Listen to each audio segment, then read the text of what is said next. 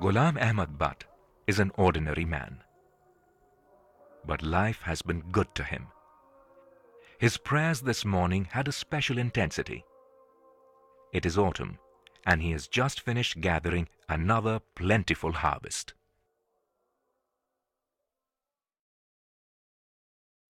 Breakfast is not a big meal in Kashmir, but it is an opportunity for Ahmad to spend some time with his wife and sons before going to his fields.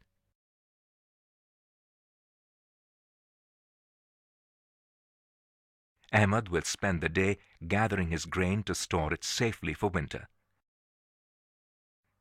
His neighbors are working hard all around him to gather their crops. The entire community happy for the prosperity and health that the paddy gives their families. Equal access to agriculture has made life so comfortable in villages like this in the beautiful valley of Kashmir that it surprises many visitors.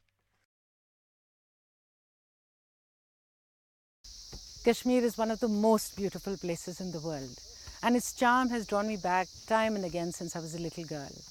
Many of the films I've acted in were actually shot in Kashmir, but I was never aware of the socio-economic transformation that is taking place in Kashmir's villages. Land reforms, free education and developmental projects have completely transformed the rural scenario. There is good reason for Shabana Azmi's surprise. Not only have large modern houses sprouted in the fields around Saloora over the past few years, the fixtures and appliances within are a sea change from the rudimentary lifestyles that were common not so long ago.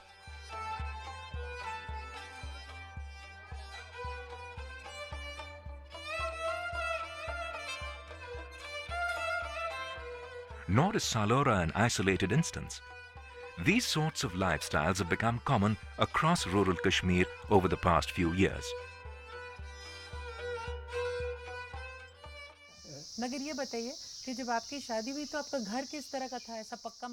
Ghulam Ahmad and his wife are telling Shabana Azmi that all this prosperity and comfort is new, that there were times when their parents lived at the edge of starvation.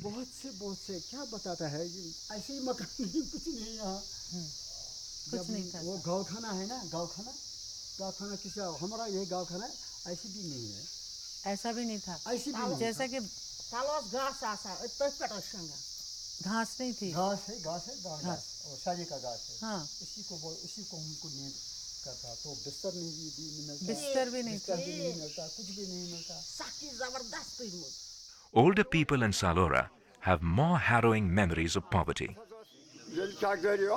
Gurbet was sak.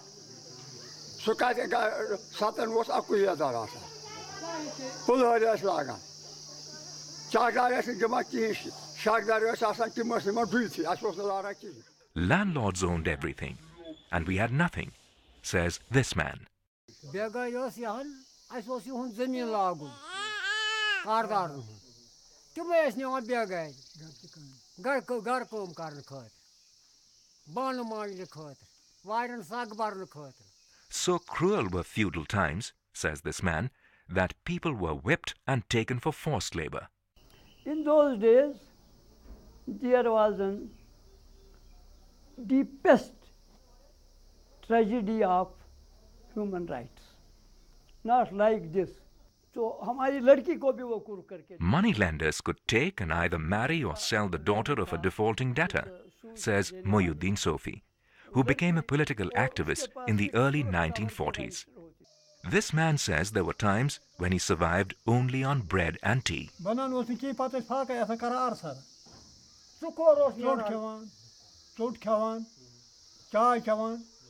Abdul Khalik was a boy, he lived in a tiny house with 55 others. Now he lives comfortably with his son, who's a college lecturer. ये जरूर नहीं मिलेगा अगर साल में वंदस में कमी सोचना योते हैं तो रद्द करते हैं संसोई suppose. The change in Abdul Razzaq Hajam's life is particularly heartwarming. Not only was his family poor, they were despised for working at a menial profession. Now, Razzaq tills his own fields and lives with dignity. His son has a job in government, and one of his granddaughters is studying to be a teacher. Sheikh Mohammad Abdullah बरसरीकदार आव तो हालात बदले लग बदलने सह गो यथ पे पे 87-88 19 मज कोर तम लैंड टू टिलर ये यमो लकटो लकटो काश्तकारो यमन 2 कनाल 4 कनाल 10 कनाल तिमन गो इंतकाल. People say that the key to these great changes in their lives were the land reforms that took place almost immediately after India's independence in 1947. Gurbatis was look. The Atos no Simdava Zosima Sizimus Yatravana. No time Cosmic San, you said that the Padra was Baharatanas Karan Zimudari, Hardos Tiarani, Tatus Hardarai. You actually empowered a whole mass of people who were totally deprived for centuries and centuries. So the sense of empowerment continues till today. Even if, you became landlords or landholders overnight, and that kind of radical transformation is unprecedented in history. Unprecedented, because the kind of empowerment it brought to rural Kashmir was phenomenal in the 50s and 60s, overnight. It's a little known fact that the land reforms in J&K preceded those in West Bengal and Kerala. In fact, it's perhaps the only place in the world where land reforms were enforced by a non-communist government. In fact, a democratically elected government.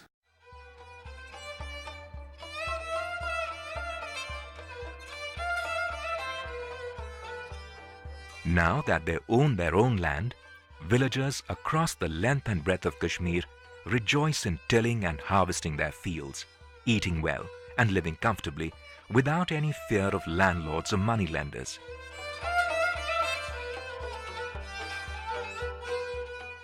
So integral is the paddy crop to rural life that almost the entire community is in the fields twice a year, planting and transplanting it in spring and reaping it at the end of summer.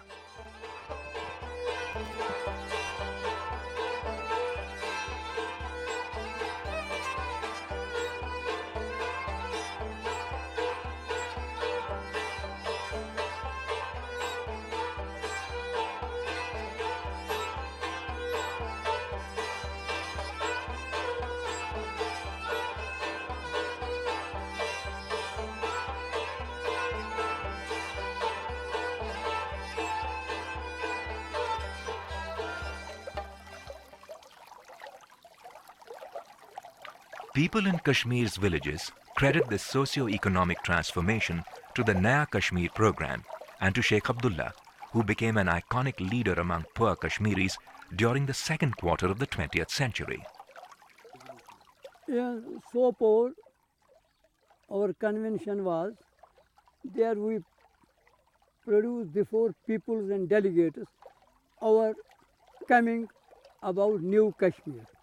That was old Kashmir, on what patterns we want to be new Kashmir. In that pattern, first was over, the monarchy must be over, one person's rule. Then land reform start. It was a renaissance. He was inspired by great men like Ataturk. Naya Kashmir at its inception was perhaps the most radical, most forward-looking document and manifesto in entire India. You see, even now, other states excepting West Bengal have to catch up with what Naya Kashmir delivered. In Kashmir, for the first time in Naya Kashmir, the empowerment of women was envisaged. There is a full chapter on empowerment of women, and there is another chapter for welfare of children in Naya Kashmir. Kashmir au yagdash, tam phuro zulm, ashe zulm karani, tam hato zulm, kahveri karin jail. The yetos the batbana kosh, yetos ni roshni, kihin. Abdullah brought light, this man says. Power to the people.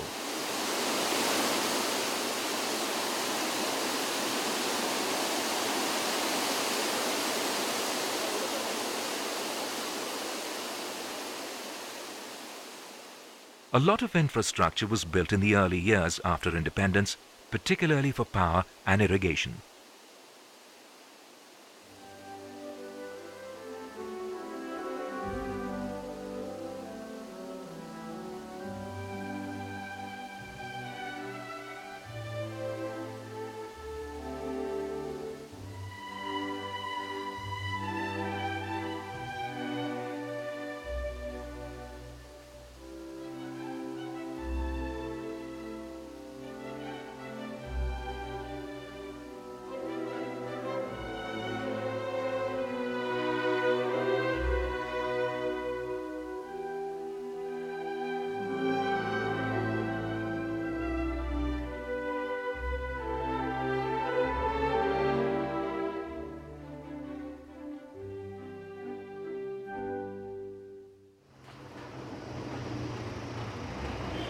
Development projects such as roads and bridges remain a common sight in Kashmir, not only in the cities but also in villages like Saloora.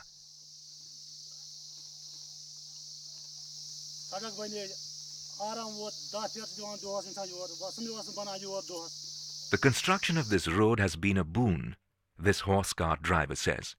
So much easier than carrying grain on one's back. When Ahmad's granddaughter is unwell, her father takes her to the local hospital.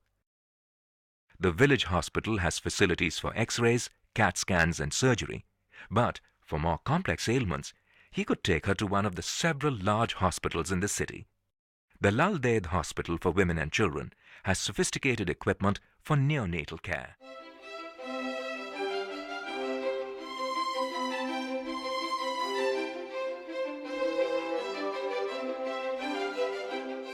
And at the Sher-e-Kashmir Institute of Medical Sciences, facilities range from nuclear medicine to radiation therapy and include equipment to track the spread of diseases like cancer and HIV.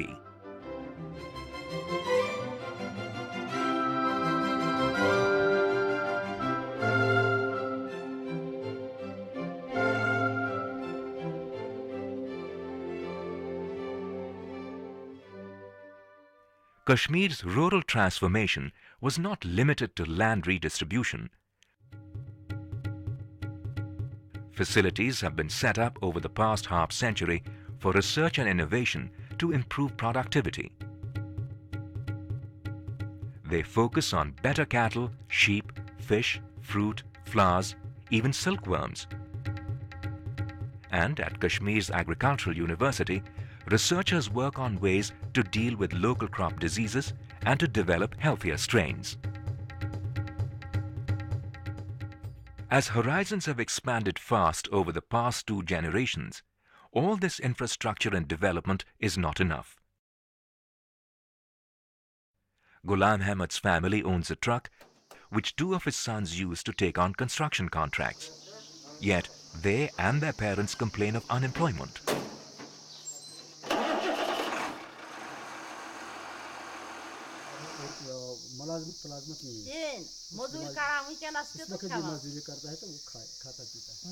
There was a series of land reforms which happened in 48, 53, 56, 65, 69, 74, which kept actually reducing the land holdings.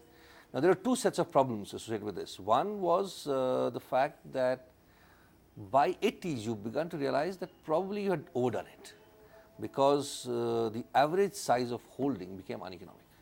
See, associated with land reforms was also a natural parcelization of land, because father had 2 sons, it got divided.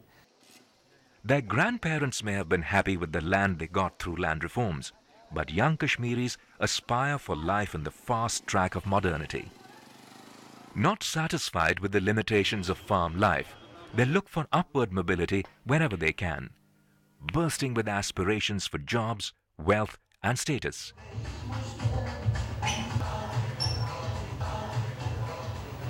After finishing my graduation out over here, so let's possibly go to Delhi or Mumbai for my MBA, or possibly if I just get it, so I gotta go to London. So that's better because you just get better jobs out over in MNCs or multinational companies out over there. That's preferably if you get a good college anywhere, whether it's Mumbai, Delhi or London, so I gotta go there. Not only have well-equipped gymnasiums become popular among men and women in the city, little ones have recently sprung up even in villages like Saloora.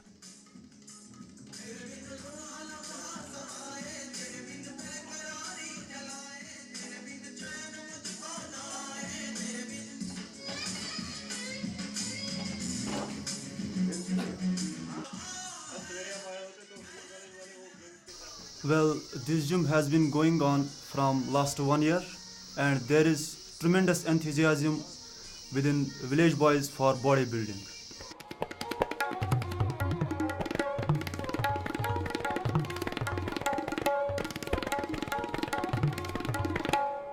Education has been crucial for this burgeoning of aspirations.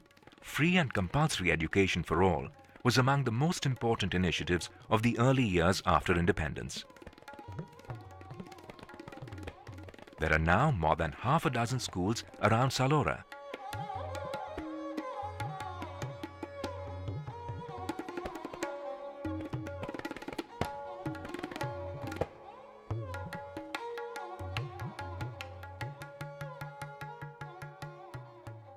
Across Kashmir, hundreds of private and public schools, professional colleges, including those for medicine and engineering, and of course Kashmir University, are filled with vibrant young people.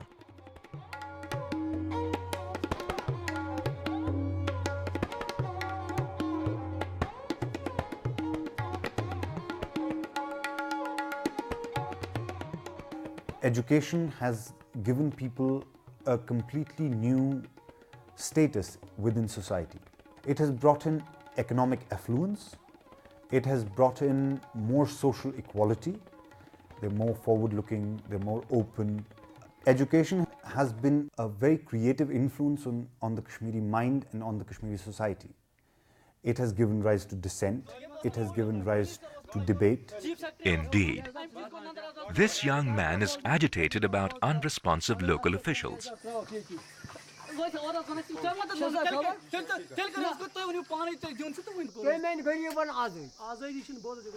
This argument across generations focuses on who should get credit for the transformation after independence.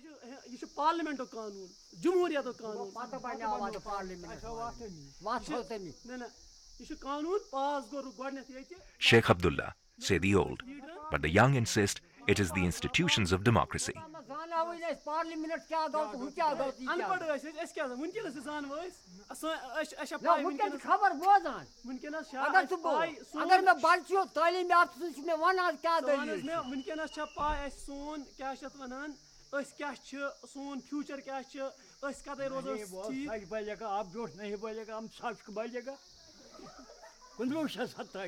Some of Kashmir's brightest youth, students at the School of Management at Kashmir University, are concerned about their society.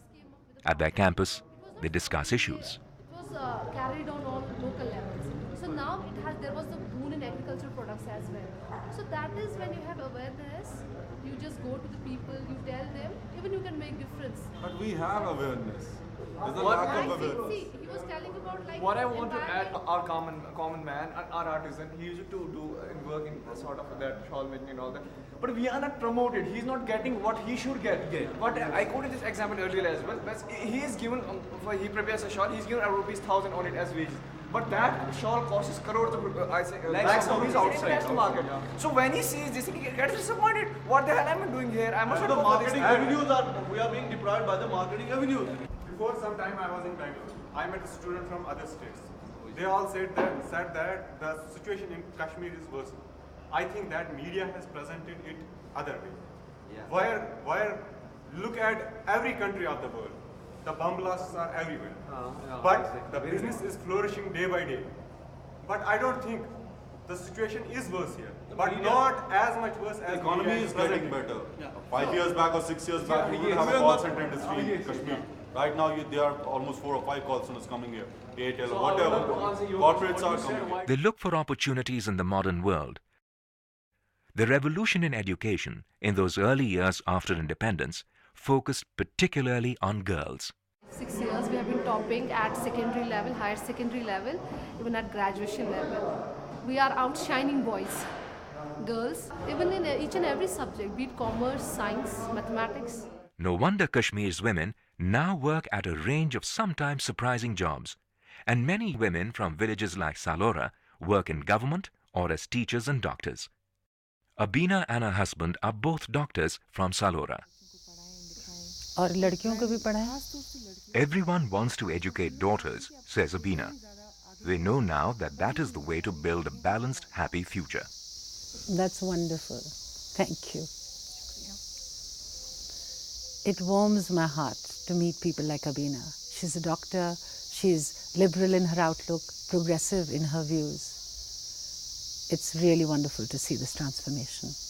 At a time when free primary education is a distant dream in many developing nations, in many developing societies, it's wonderful to see that the government of Kashmir has worked very hard to ensure free primary education for all right since the beginning of independence, and I think that is one of the reasons that one is able to see this transformation.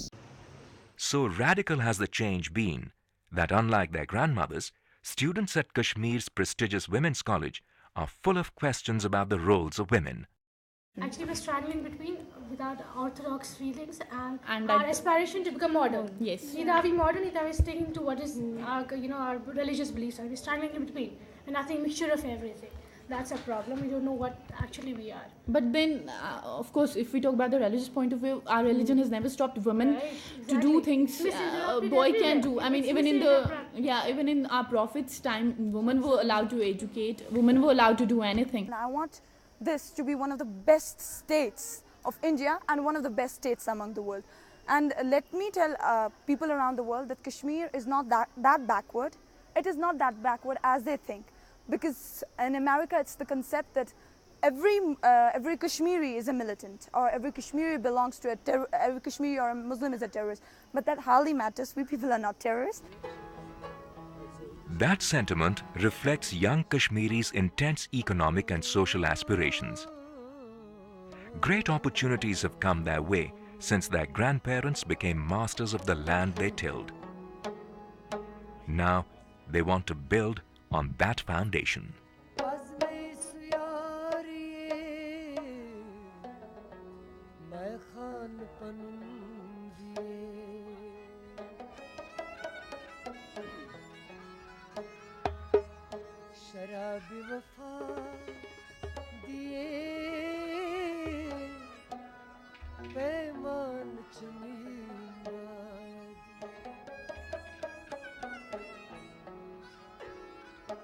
Dupmas koran gunam hai